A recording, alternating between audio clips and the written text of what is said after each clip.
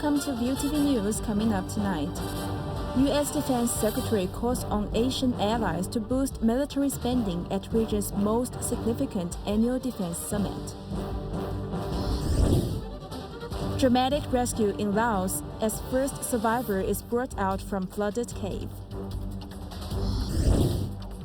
And U.S. judge orders removal of Trump's name from Kennedy Center. On Saturday, U.S. Defense Secretary Pete Hegseth urges Asian allies to step up their military spending to counter China's growing power and prevent its dominance in the region. Hegseth makes his call to arms in a speech at the Shangri-La Dialogue in Singapore. Pointing to the outcome of the summit between President Xi Jinping and U.S. President Donald Trump in Beijing 2 weeks ago, Hegseth says the two leaders agree that China and the U.S. should build a constructive relationship of strategic stability based on fairness and reciprocity. He strikes a measured tone in relation to the U.S.-China ties, saying that bilateral relations are better than they have been in many years, with more frequent military-to-military engagements helping to manage tensions. However, he says that there is rightful alarm about China's historic military build-up and the expansion of its military activities in the region and beyond. What we seek and what the President has constantly articulated is a genuinely stable equilibrium that works for Americans as well as our allies, a favorable but durable balance of power in which no state, including China, can impose its hegemony and hold the security or prosperity of our nation and our allies in question. Hegseth stresses that lasting peace in the Pacific benefits everyone, adding that America's approach in the region centers on deterrence by denial along the first island chain. The policy regarding U.S. arms sales to Taiwan remains unchanged, Hegseth affirms. He adds that any decision about future arms supply to the island rests with Trump.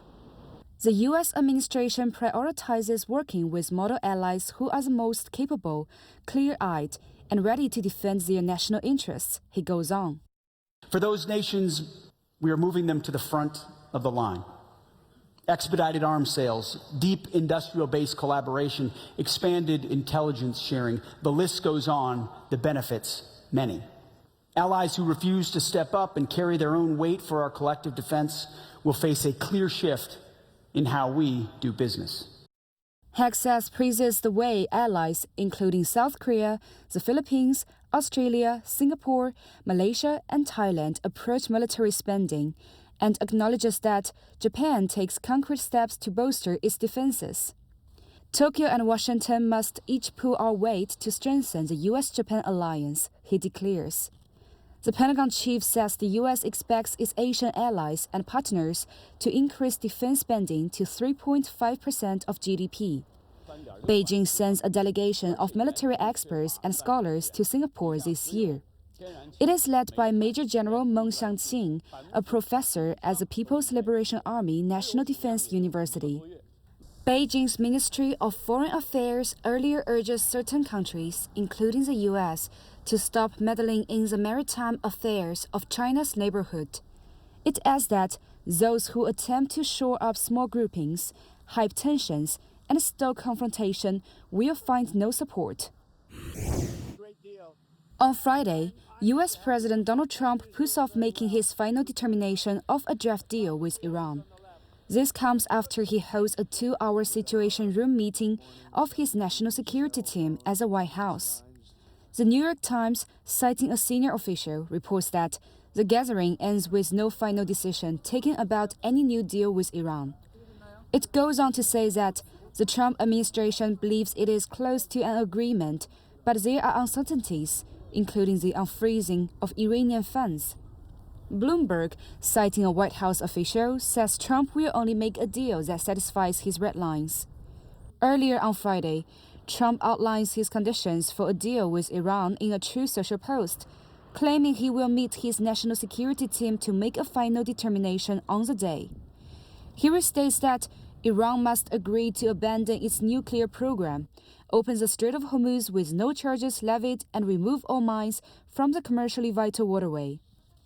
Trump adds that Iran's enriched uranium stockpiles will be taken into the possession of the United States in close coordination and conjunction with the country and the International Atomic Energy Agency and then destroyed. Regarding the payment of compensation for war damage demanded by Iran and the suggestion of investments from the White House, Trump declares that no money will be exchanged until further notice.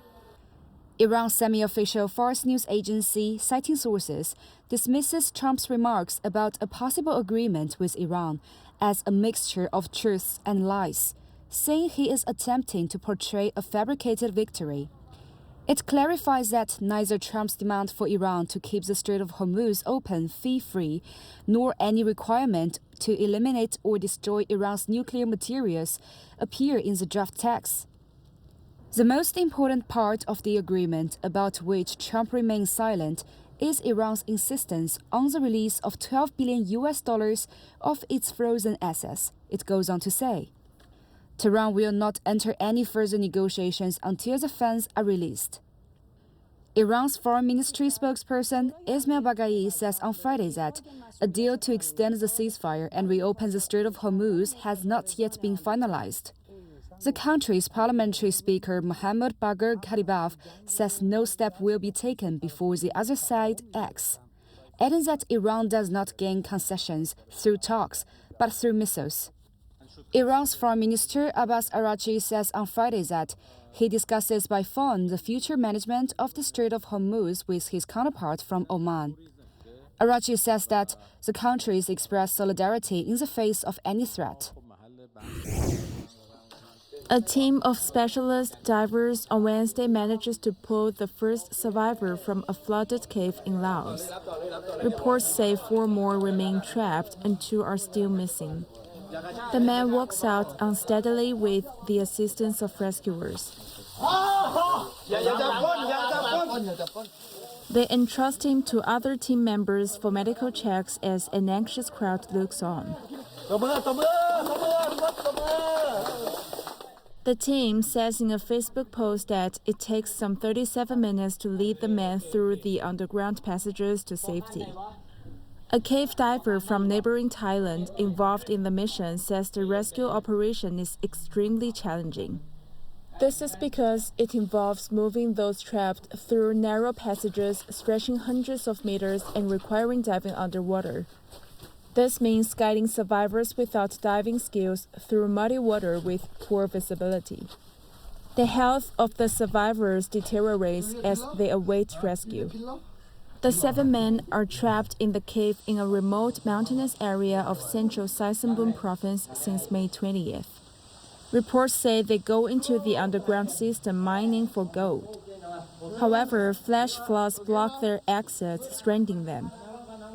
5 are later discovered huddled on a narrow shelf about 300 meters from the entrance last Wednesday. Rescue teams pump water out of the caverns passages on Friday, but a morning rainstorm complicates their work. Specialists from Japan, Malaysia, Indonesia, France, and Australia join local rescue teams. A volunteer group from Thailand joins the mission on Sunday. That team includes divers taking part in the 2018 rescue of 12 boys and their soccer coach from a flooded cave in northern Thailand.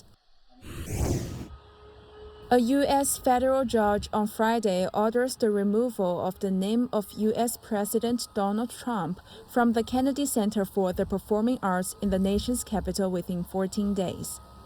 The ruling says the center's board of trustees acts unlawfully by renaming the iconic venue without congressional approval. District Judge Christopher Cooper in Washington, D.C. issues the order, holding that Congress gives the cultural landmark its name, and only Congress has the authority to change it. He also blocks the plans to close the center for a 2-year renovation set to begin next month. The Kennedy Center opens in 1971 as a permanent memorial to the late U.S. President John F. Kennedy. Trump last year announces he is adding his name to the institution. This is one of a number of rebranding measures he takes across the nation's capital. In February 2025, Trump removes several trustees from the center's board, appoints himself to such a position, and is subsequently elected chairman. In December, the newly constituted board votes to rename the Arts Center, and new lettering bearing Trump's full name is put up on the building's portico the next day. Following the ruling, the president responds on his Truth Social platform, saying the judge should be ashamed of himself. He adds that he is backing away from his proposed renovation and returning control of the arts institution to Congress. He goes on to say that the large-scale works are impossible without a closure. If the project goes ahead in compliance with Cooper's order to keep the center open, danger will be caused to those within and nearby. This is AP News Minute. Former Attorney General Pam Bondi refused to answer questions Friday on President Trump's involvement in the release of the Jeffrey Epstein case files. In a closed-door interview, Bondi told House lawmakers that she would not speak about Trump and defended the administration's actions. A federal judge temporarily blocked the Trump administration from proceeding with a new $1.8 billion anti-weaponization settlement fund. Trump must now pause the fund's formation or any potential payouts to allies who believe they were victimized by the IRS for at least the next 2 weeks. At least 11 were killed by Israeli airstrikes as the government pushed their troops deeper into southern Lebanon early Friday. In Washington, a Lebanese military delegation met with Israeli officials in the first direct military talks between the two countries in decades.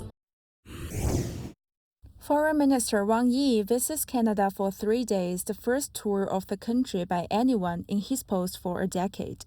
On Friday, he meets the nation's Prime Minister Mark Carney in Ottawa. State media Xinhua reports that during their discussions, Carney expresses Canada's willingness to work with China to maintain close high-level exchanges. He adds that Canada is willing to deepen bilateral cooperation in fields such as energy, finance, agriculture, and fisheries. Carney hopes to consolidate the foundation of Canada-China relations. Wang says that facts prove that a better China-Canada relationship serves the interests of each country, meets the expectations of all parties, and represents the right choice for Canada.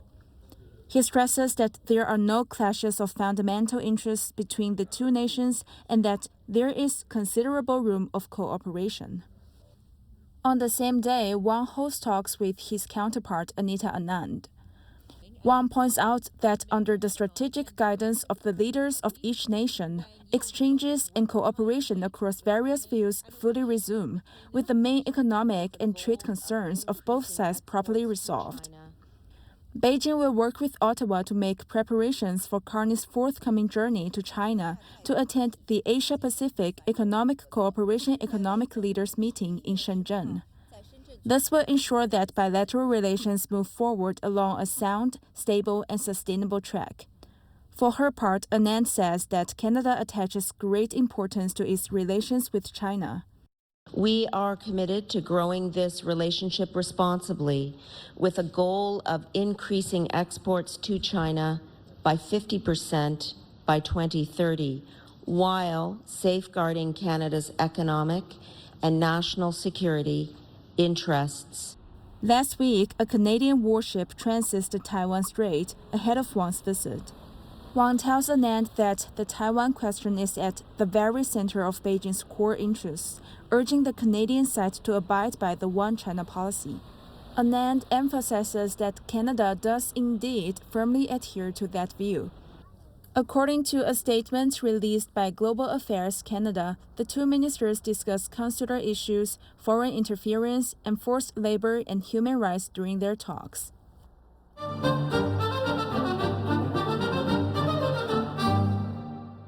May 30th, 2002.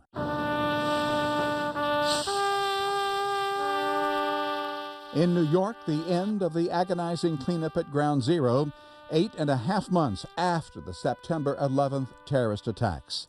Retired firefighter Tom Steffens says he can hardly believe what he sees, where the Twin Towers of the World Trade Center once stood. It's scary. It's just to imagine that two giant, beautiful buildings were here, and now they're gone. It's like a baseball field. It's just flat and there's nothing there. It's gut-wrenching. 1431. In France, Joan of Arc is burned at the stake, condemned as a heretic. Today, she is France's national heroine and a Catholic saint. 1982. I've always been someone that just grinds it out and just tries to do the best I can, take it one day at a time. Cal Ripken Jr. of the Baltimore Orioles plays the first of what becomes a record 2,632 consecutive games in Major League Baseball. And 1909.